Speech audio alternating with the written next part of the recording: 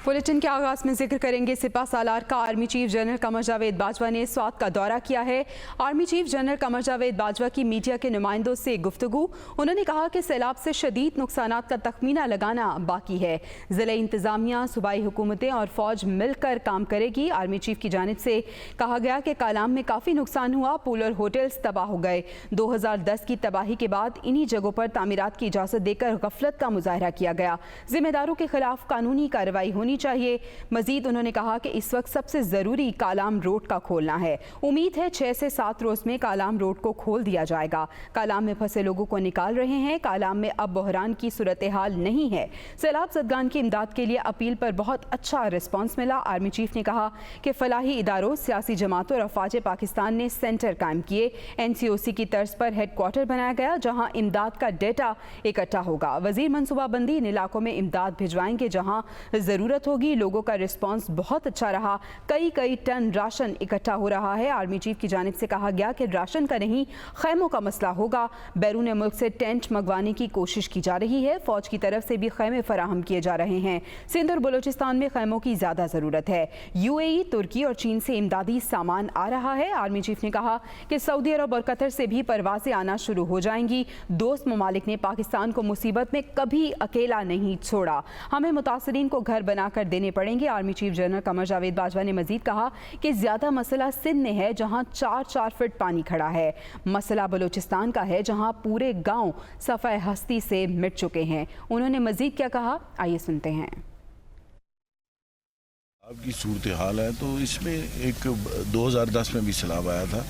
आपकी क्या असेसमेंट है सर? एक तो कितना लॉस हुआ है और जो अभी जो डेवास्टेशन हुई है इसको रिकवर करने में कितना अर्सा लगेगा? देखिए जी, अभी तो इट्स टू अर्ली के आप असेसमेंट करें। जो असेसमेंट होगी अभी डिस्ट्रिक्ट मैनेजमेंट के साथ, सूबाई हुकूमत के साथ मिलकर फ़ौज भी असेस करेगी।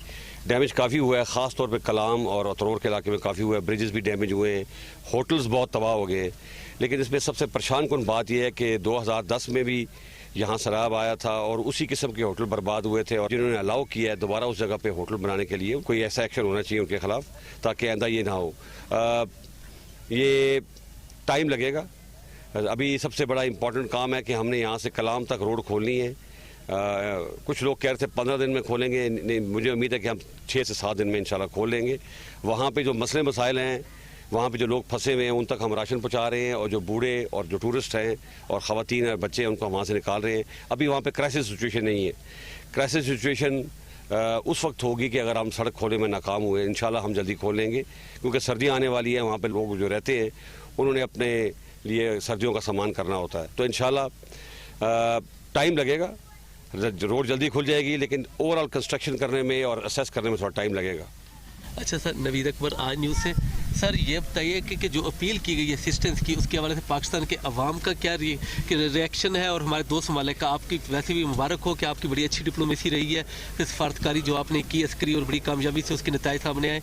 तो अब जो आपने अपील की उसके हवाले से आप क्या समझ रहे हैं? मेरा ख्याल है इस पर बहुत अच्छी ओवरवेलमिंग रिस्पॉन्स है। हमारे लोग जो हैं, जब भी मुसीबत होती है तो हमारी कौम जो है वो लबैक कहती है। आप देखिए इस वक्त बहुत फलाई इदारे, मुख्तलिफ political parties, navy, air force, army, government सब अपने अपने सेंटर खोले हुए हैं। और कल हुकूमत एक जिस तरह NCOC था उस तरह का एक हेड क्वार्टर बना दिया है। तमाम एड वहाँ पे उसकी डाटा वहाँ इकट्ठा होगा और वहाँ से जो हमारे प्लानिंग के मिनिस्टर साहब हैं वो फिर एड मुख्तलिफ जगह पे भिजवाएंगे जहाँ पे ज़रूरत होगी ताकि एड रिक्वायरमेंट के मुताबिक जाए। लोगों का रिस्पांस बहुत अच्छा आ रहा है। लोग अभी मुझे खबरें आ रही हैं टन्स ऑफ टन्स राशन इकट्ठा हो रहा है। राशन का इतना प्रॉब्लम नहीं होगा। टेंटेज का प्रॉब्लम है बिकॉज टेंटेज मुल्क में इतना अवेलेबल नहीं था। हम बाहर से भी मंगाने की कोशिश कर रहे हैं, फ़ौज के अपने स्टोर से भी हम दे रहे हैं। टेंटेज में थोड़ा, क्योंकि सिंध में ज़्यादा प्रॉब्लम है, इधर इतना प्रॉब्लम नहीं है। सिंध में ज़्यादा प्रॉब्लम है और बलूचिस्तान में है, वहाँ टेंटेज की ज़रूरत है और बाहर से भी मंगाने की कोशिश कर रहे हैं। दोस्त ममालिक ने भी माशाल्लाह देखिए UAE की सॉटी शुरू हो गई है, टर्की की शुरू हो गई है, चाइना की भी शुरू हो गई हैं, बाकी मुल्कों से भी, सऊदी अरब से भी और कतर से भी इंशाल्लाह आनी शुरू हो जाएंगी। पैसे भी आएंगे इंशाल्लाह। आप देखिएगा उनका बड़ा अच्छा रिस्पांस है। उन्होंने कभी पाकिस्तान को कभी भी मुसीबत में अकेला नहीं छोड़ा और इंशाल्लाह आइंदा भी नहीं छोड़ेंगे। और हमारे अपने पाकिस्तानी, ख़ास तौर पर जो बाहर के मुल्क के पाकिस्तानी है वो, उनका रिस्पांस भी बहुत अच्छा है। पाकिस्तान बहुत ज़्यादा इमदाद आ रही है। रिलीफ और रेस्क्यू का ऑपरेशन तो हम जल्दी मुकम्मल कर लेंगे, लेकिन रिहेबिलिटेशन में जिस तरह आपको याद है को एक आया था, अल्हम्दुलिल्लाह उतना बड़ा तो ये सानिया नहीं है, लेकिन फिर भी ख़ास तौर पे सिंध में हमें लोगों को घर बना के और बलूचिस्तान में घर बना के देने पड़ेंगे, इधर भी बना के देने पड़ेंगे, उसमें टाइम लगेगा। लेकिन जब आप कहते हैं ना, जब चैलेंजेस होते हैं तो अपॉर्चुनिटीज़ भी होती हैं। इस बार इंशाल्लाह हुकूमत प्लान कर रही है, क्योंकि कल मैं कॉन्फ्रेंस में था, हम इंशाल्लाह पक्के घर बना के देंगे, प्री फैब घर बना के देंगे जिनकी उम्र बहुत होती है और ये बार बार की मुसीबत से लोग बच जाएं। सही है sir, Zargun Shah from Geo television. आपने बड़ी अच्छी बात की कि 2010 में भी ये सैलाब आए थे और उसकी जो फाइंडिंग्स थी वो ये थी कि गैर कानूनी तामीरात हुई, दरियाओं के किनारे इतने करीब जाके होटल बनाना और फिर कुछ उसके SOPs तय न करना कि इसकी सॉइल टेस्टिंग कैसी हो, इसमें सरिया कौन सा हो, केमिकल्स कौन सा यूज़ हो, सीमेंट कौन सा यूज़ हो, उसका बहुत बड़ा हमें लॉस हुआ। तो एक तो ये बताएं, क्या सजेस्ट करते हैं कि किस तरह के इकदाम लिए जाएँ कि आखिर इन लोगों को रोका जाए कि भाई जहाँ पे गैर कानूनी है वहाँ पे आप ये तामीरात ना करें। दूसरा सर, शदीद यहाँ पे ठंड शुरू हो जाएगी, तो do you think tentage will be sufficient to survive? देखिए, यहाँ पे इस इलाके का माहौल इस किस्म का है कि लोग अपने रिश्तेदारों को संभाल लेते हैं। यहाँ पे इतना बड़ा इशू नहीं है। इशू सिंध में है जहाँ पानी 4-4 फुट खड़ा हुआ है, या बलूचिस्तान में है जहाँ पे पूरे गांव सफ़ा हस्ती से मिट गए हैं। यहाँ पे फिर भी नुकसान हुआ है, लेकिन इतना बड़ा नुकसान नहीं हुआ जितना बाकी इलाकों में हुआ है। 12 नुकसान हुआ है। टेंटेज में भी आप रह सकते हैं, उन लोगों को नीचे शिफ्ट करके अपना जहाँ पे बेस है पहाड़ की, वहाँ पे टेंट लगाए जा सकते हैं। जहाँ पे सर्दी कदर कम होती है उसका इंतज़ाम किया जा सकता है। जहाँ तक आपने बात की है कि बार बार जो हम बनाते हैं, मेरा ख्याल है कि जिन लोगों ने वायलेशन की है, एक तो उनके खिलाफ सख्त कानूनी कार्रवाई होनी चाहिए। Thank you. सिपा सालार की गुफ्तगू आपने मुलाहिजा की। इस दौरे से मुतालिक मज़ीद तफसीलात जान लेते हैं। Deputy bureau chief Islamabad Mohammad Imran हमारे साथ मौजूद हैं। जी इमरान, आगाह कीजिएगा। जी बिल्कुल, चीफ ऑफ आर्मी स्टाफ जब आज सवात पहुंचे तो वहाँ पे सबसे पहले वो कांजू कैंट आए हैं, वहाँ पे उन्हें ब्रीफिंग दी गई। उसके बाद उन्होंने जो है वो वैक्यू किए जा रहे थे जो सैलाब से मुतासरा इलाकों से जो अफराद स्याह और वहाँ के मकामी अफराद, उनको कांजू कैंट में लाया जा रहा था, जहाँ से वो अपने अपने आबाई इलाकों को रवाना किया जा रहा था। उनसे मुलाकात की, फिर उसके बाद उन्होंने मीडिया टॉक की और आर्मी चीफ ने मीडिया से बातचीत करते हुए बड़े वाज़ेह अंदाज में कहा कि ये अभी असेसमेंट जो है वो नहीं हुई, शदीद सैलाब आया है, इसके नुकसानात की असेसमेंट जो है वो अभी होना है और इसकी असेसमेंट के हवाले से तमाम जिन जिन इलाकों के अंदर सैलाब आया है उनकी ज़िली इंतज़ामिया और उसके साथ सूबाई हुकूमतें और फौज जो है वो मिलकर इसकी जो है वो असेसमेंट करेंगे कि कितना नुकसान हुआ है। उन्होंने कहा कि कलाम में काफ़ी नुकसान हुआ है, पुल और होटल बहुत ज़्यादा तबाह हुए हैं। 2010 के सैलाब में यहाँ ऐसी ही तबाही हुई थी और दोबारा उन्हीं जगहों पर तामीरात करने की इजाज़त देकर गफलत का मुजाहरा किया गया है। उन्होंने इस बात पर जोर दिया कि जिम्मेदारान के खिलाफ जो है वो कार्रवाई होनी चाहिए। उन्होंने कहा कि इस वक्त जो सवात के इलाके में टॉप प्रायोरिटी है वो है कलाम रोड का खोलना। उन्होंने कहा कि बहुत सारे ये अंदाजा लगाया जा रहा है कि 15-20 दिन के अंदर शायद ये खोल दिया जाए, लेकिन हम उम्मीद है कि 6 से 7 रोज में सवात कलाम जो रोड है उसको खोल दिया जाएगा और कलाम में फंसों के लोगों को जो है वो हम मुसलसल निकाल रहे हैं। आज वेदर ठीक था तो तकरीबन जो है आज और कल तकरीबन 700 से ज्यादा लोगों को वहाँ से कमराट से, कलाम से और दीगर इलाकों से जो है वो एवैक्यूएट किया गया। आर्मी चीफ ने कहा कि कलाम में अब बहरान की सूरत हाल नहीं है। सैलाब ज़दगान की इमदाद के हवाले से जो सवाल किया गया उन पर आर्मी चीफ ने कहा कि बहुत अच्छा रिस्पॉन्स है और इस वक्त मुख्तलिफ फलाही इदारे, सियासी जमातें, फौज पाकिस्तान, पाकिस्तान नेवी, पाकिस्तान एयरफोर्स सब ने अपने रिलीफ सेंटर खोले हैं और उन्होंने ये भी कहा कि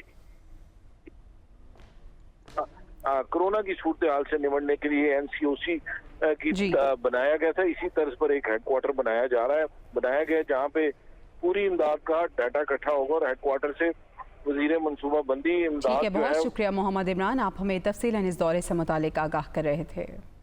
इमरान खान के खिलाफ तौहीन अदालत का शोकॉज नोटिस। इमरान खान ने इस्लामाबाद हाई कोर्ट में जवाब जमा करा दिया।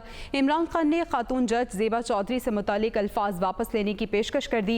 एडवोकेट हामिद खान की जानिब से अदालत में जवाब जमा कराया गया। इमरान खान के अल्फाज गैर मुनासिब थे तो वापस लेने के लिए तैयार हैं। जवाब में ये कहा गया है इमरान खान जजिस के एहसासात को मजरू करने पर यकीन नहीं रखते। जवाब में ये कहा गया अदालत इमरान खान की तकरीर के सयाको सबाक के साथ जायज़ा ले।